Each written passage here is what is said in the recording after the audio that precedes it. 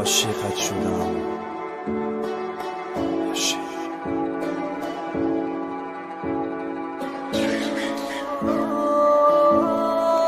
هر یک حرفش خنده‌هاش در یاد من، نغمه‌هاش و چشماش در یاد من، یک فریاد یاد من، دیگر چی سود که پرسد او از حال من.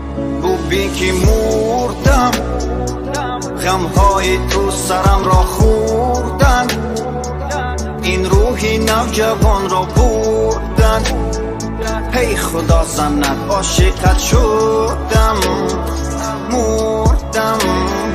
دردی تو دهها را میدراند قلبها را، بر خاک درم آرام یا پرواز کنم بالا. آن درد مرامم را، هم عشق و هم جانم را، چشمان تو بودن مثل دریا.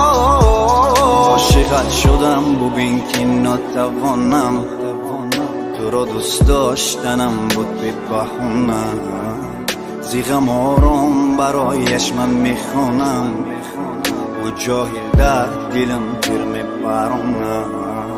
عاشقت شدم ببین که ناتوانم، تو را دوست داشتنم بود به بهونه. زیغم آرام برایش من میخوانم، و جاهل در دلم تیر میبرونه.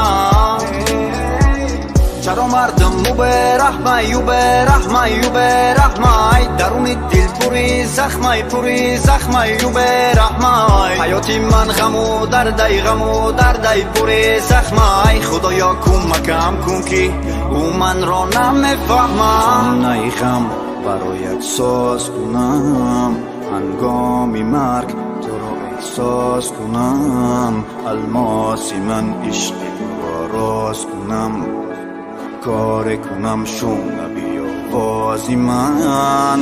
خانه غم برایت ساز کنم، هنگامی مرگ تو را احساس کنم. الماسی من عشق تو را راز کنم، کار کنم شنوی آوازی من. عاشقت شدم ببین که ناتوانم، تو را دوست داشتنم بود به بهونه. زیغم آرام برایش من میخوانم، و جاهل در دلم تیر میبرونه.